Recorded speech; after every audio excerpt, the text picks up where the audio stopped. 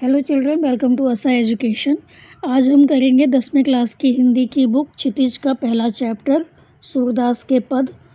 इसके हम करेंगे क्वेश्चन आंसर। आपको हमने पहले पाठ करवा दिया है, उसकी व्याख्या करवा दी है, तो आपको समझ में आ गया होगा पाठ। तो आइए शुरू करते हैं इसके क्वेश्चन आंसर। तो आपका पहला प्रश्न है, गोपियों द्वारा उद्धव को भाग्यवान कहने में क्या व्यंग निहित है।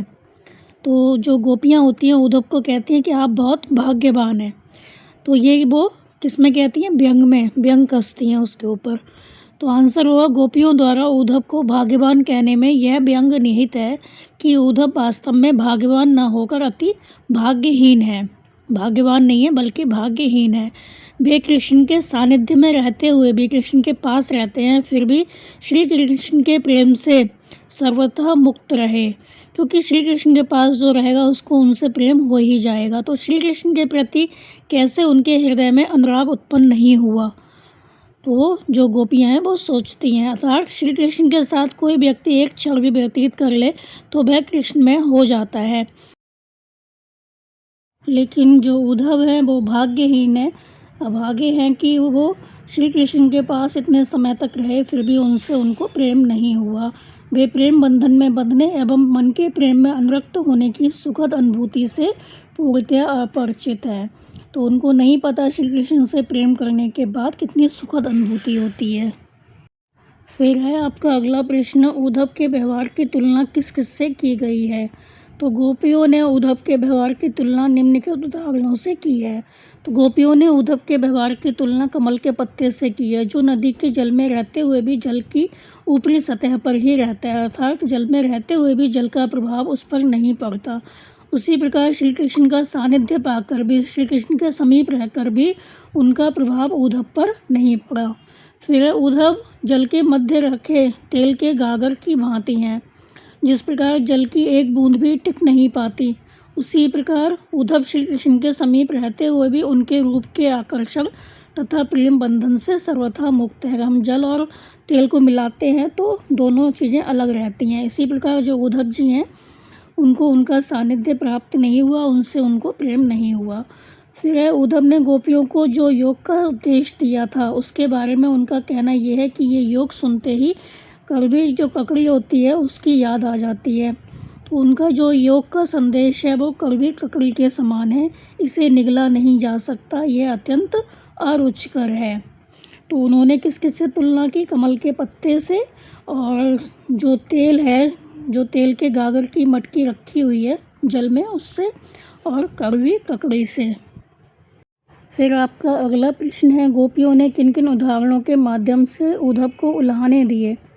तो गोपियों ने कमल के पत्ते, तेल की मटकी और प्रेम की नदी के उदाहरणों के माध्यम से उद्धव को उल्हाना दिया। प्रेम रूपी नदी में पांव डुबाकर भी उद्धव प्रभावित नहीं हुए, प्रभावहीन रहे। वे श्री कृष्ण के सानिध्य में रहते हुए भी श्री कृष्ण के प्रेम से सर्वथा मुक्त रहे। तो वो कहती है तुम बहुत अभागे हो। वैसे तो उनको कहती है तुम बहुत भाग्यशाली हो कि तुमने जो कृष्ण के पास रहते हुए भी उनसे प्रेम नहीं किया, लेकिन उनको पता है कि श्री कृष्ण से प्रेम ना करना एक भाग्यहीनता है, मतलब जो श्री कृष्ण के पास रहता है उसको उनसे प्रेम हो ही जाता है। फिर है, उद्धव द्वारा दिए योग के संदेश ने गोपियों की ब्रह्माग्नि में घी का काम कैसे किया। तो उद्धव ने जो कहा कि तुम निर्गुण भगवान की तपस्या करो, पूजा करो, उनको मानो, उनसे प्रेम करो, तो इसको उन्होंने कैसे कहा कि वो ब्रह्म की अग्नि में घी डाल रहे हैं। तो आंसर हो, गोपियाँ कृष्ण के आगमन की आशा में दिन गिनती जा रही थी। वे अपने तन मन की व्यथा को चुपचाप सहती हुई कृष्ण के प्रेम रस में डूबी हुई थी। वे इसी इंतजार में बैठी हुई थी कृष्ण जी आएंगे कि श्री कृष्ण उनके ब्रह को समझेंगे, उनके प्रेम को समझेंगे और उनके अतृप्त मन को अपने दर्शन से तृप्त करेंगे। परंतु यहाँ सब कुछ उल्टा हो गया। कृष्ण को ना तो उनकी जो ये पीड़ा थी उसका ज्ञान था और ना ही उनके ब्रह के दुख का। तो कृष्ण ने योग का संदेश देने के लिए उद्धव को भेज दिया। ब्रह की अग्नि में जलती हुई गोपियों को जब उद्धव ने कृष्ण को भूल जाने और योग साधना करने का उपदेश देना प्रारंभ किया, तब उनके हृदय में जल रही जो ब्रह की अग्नि थी वो घी का काम कर उसे और प्रज्वलित कर दिया। तो जो उनका उपदेश था उसने क्या किया? ब्रह्माग्नि में घी का काम किया, उसको और प्रज्वलित कर दिया। वो और ज़्यादा विरह की अग्नि में जलने लगी। फिर है अगला प्रश्न, मर्यादा ना रही के माध्यम से कौन सी मर्यादा ना रहने की बात की जा रही है? आंसर होगा, मर्यादा ना रही के माध्यम से प्रेम की मर्यादा ना रहने की बात की जा रही है। कृष्ण के मथुरा चले जाने पर वह शांत भाव से श्री कृष्ण के लौटने की प्रतीक्षा कर रही थी। उनको लग रहा था श्री कृष्ण वापस आएंगे, तो वह चुप्पी लगाए अपनी मर्यादाओं में लिपटी हुई इस वियोग को सहन कर रही थी, क्योंकि वे श्री कृष्ण से प्रेम करती हैं। श्री कृष्ण ने क्या किया, योग का संदेश देने के लिए उद्धव को भेज दिया। तो जब उन्होंने ये सुना कि उद्धव को भेजा है योग का संदेश देकर, तो उन्हें बहुत गुस्सा आई। तो उन्होंने अपनी मर्यादा छोड़कर वो बोलने पर मजबूर हो गई। तो गोपियों को उनकी मर्यादा छोड़कर बोलने पर मजबूर कर दिया इस योग के संदेश ने। तो प्रेम के बदले प्रेम का प्रतिदान ही प्रेम की मर्यादा है। तो लेकिन कृष्ण ने गोपियों के प्रेम रस के उत्तर में योग का संदेश भेज दिया। इस प्रकार कृष्ण ने प्रेम की मर्यादा नहीं रखी। तो वापस लौटने का वचन देकर भी वो गोपियों से मिलने नहीं आए। तो मर्यादा ना रही के माध्यम से कौन सी मर्यादा ना रहने की बात की जा रही है? यही बात की जा रही है कि जो उद्धव थे जब आते हैं योग का संदेश देते हैं, तो उन्होंने अपनी जो मर्यादा थी चुप्पी साध रखी थी। उन्हें लगता था कृष्ण भगवान आएंगे, उनको वो बताएंगे वो कि उनसे कितना प्रेम करती हैं। तो उन्हें गुस्सा आ गया और उन्होंने अपनी मर्यादा को छोड़ दिया और उन्होंने श्री कृष्ण को क्या कहा कि वो गलत कर रहे हैं, अन्याय कर रहे हैं, क्योंकि एक राजा का कर्तव्य होता है अपनी प्रजा का ध्यान रखना। फिर है आपका अगला प्रश्न, कृष्ण के प्रति अपने अनन्य प्रेम को गोपियों ने किस प्रकार अभिव्यक्त किया? आंसर होगा, गोपियाँ श्री कृष्ण के प्रेम में रात दिन सोते जागते सिर्फ कृष्ण का ही नाम रटती रहती हैं। कृष्ण के प्रति अपने अनन्य प्रेम को गोपियों ने चींटियों और हारिल की लकड़ी के उदाहरणों द्वारा व्यक्त किया। उन्होंने स्वयं की तुलना चींटियों से और श्री कृष्ण की तुलना गुड़ से की। तो उनके अनुसार श्री कृष्ण उस गुड़ की भांति हैं जिस पर चींटियाँ चिपकी रहती हैं, और हारिल एक ऐसा पक्षी है जो सदैव अपने पंजे में कोई लकड़ी या तिनका पकड़े रहता है, तो वह उसे किसी भी दशा में नहीं छोड़ता। उसी तरह गोपियों ने मन, वचन और कर्म से श्री कृष्ण की प्रेम रूपी लकड़ी को दृढ़तापूर्वक पकड़ लिया है। आपका अगला प्रश्न है, गोपियों ने उद्धव से योग की शिक्षा कैसे लोगों को देने की बात कही है? तो गोपियाँ उद्धव से क्या कहती हैं कि योग की शिक्षा उन्हें किसे देनी चाहिए? आंसर होगा, उद्धव अपने योग के संदेश में मन की एकाग्रता का उपदेश देते हैं।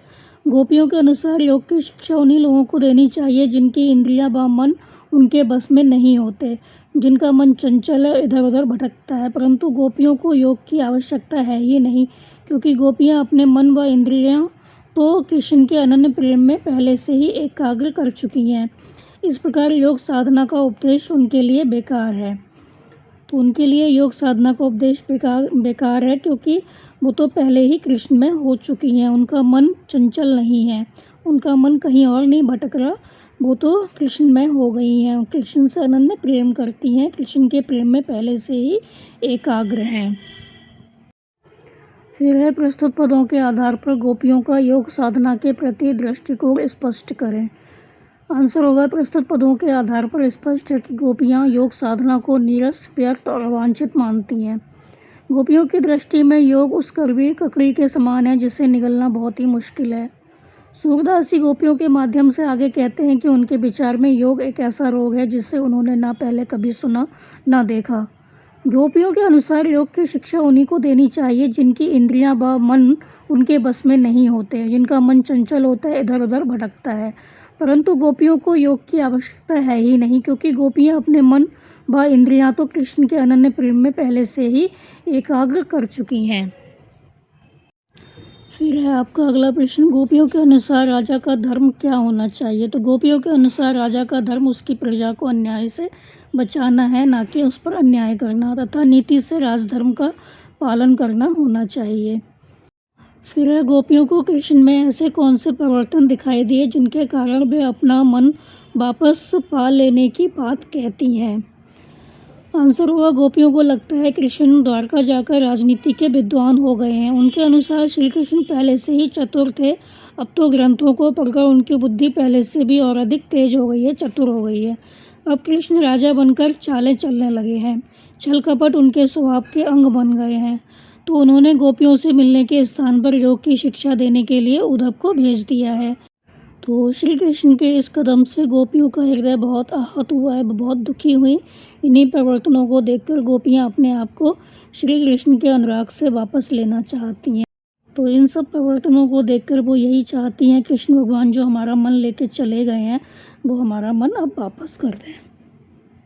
फिर है आपका अगला प्रश्न, गोपियों ने अपने वाक् चातुर्य के आधार पर ज्ञानी उद्धव को परास्त कर दिया, उनके वाक् चातुर्य की विशेषताएं लिखी है। आंसर होगा गोपियाँ वाक् चतुर हैं, बोल रहे हैं बहुत चतुर हैं, वे बात बनाने में किसी को भी परास्त कर दें। तो गोपियाँ उद्धव को अपने उपालंब मतलब तानों के द्वारा चुप करा देती हैं। गोपियों में व्यंग करने की अद्भुत क्षमता है, वे अपने व्यंग बाणों द्वारा उद्धव को घायल कर देती हैं। वे अपनी तर्क क्षमता से बात बात पर उद्धव को निरुत्तर कर देती हैं। जैसे कि उन्होंने बहुत से एग्जाम्पल दिए कि तुम तो कमल के पत्ते के समान हो जो पानी में रहते हुए भी उससे अछूते रह गए, उसका दाग नहीं लगा तुम्हें, या तुम तेल के समान हो जो पानी में रहता है फिर भी उससे अलग रहता है, तुम तो कड़वी ककड़ी के समान हो, तुम्हारी जो बातें हैं कड़वी ककड़ी के समान है। तो इस तरह की बातें करके वो उद्धव को निरुत्तर कर देती हैं, वो कोई उत्तर नहीं दे पाते। फिर है आपका अगला प्रश्न, संकलित पदों को ध्यान में रखते हुए सूर के भ्रमर गीत की मुख्य विशेषताएं बताइए। आंसर होगा भ्रमर गीत की निम्नलिखित विशेषताएं इस प्रकार हैं। भ्रमर गीत एक भाव प्रधान गीत काव्य है, इसमें उद्यत भावनाओं का मनोवैज्ञानिक चित्रण हुआ है। सूरदास ने अपने भ्रमर गीत में निर्गुण ब्रह्म का खंडन किया है। तो भ्रमर गीत में शुद्ध साहित्यिक ब्रज भाषा का प्रयोग किया गया है। भ्रमर गीत में उपालंब की प्रधानता है, तो इसमें जो गोपियाँ हैं वो उद्धव को कई तरह से व्यंग कसती हैं, उनके ऊपर व्यंग करती हैं। तो भ्रमर गीत में सूरदास ने विरह की समस्त भावों की स्वाभाविक एवं मार्मिक व्यंजना की है।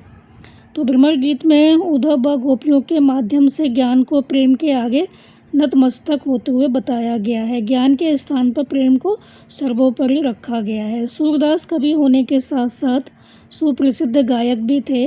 भ्रमर गीत में संगीतात्मकता का गुण विद्यमान है। तो ये हमने करवाए आपको 12 क्वेश्चन। इसके बाद के जो क्वेश्चन हैं वो हम आपको करवाएंगे अगली वीडियो में। तो आपको अगर क्लास में करवाए गए हैं वो क्वेश्चन तो आप हमें बता सकते हैं, हम वो क्वेश्चन करवा देंगे आपको। तो आप कमेंट करिए और आप इन क्वेश्चन को अच्छे से समझिए, याद करिए और हमारे चैनल को लाइक, सब्सक्राइब और शेयर करना बिल्कुल मत भूला करिए। Thank you.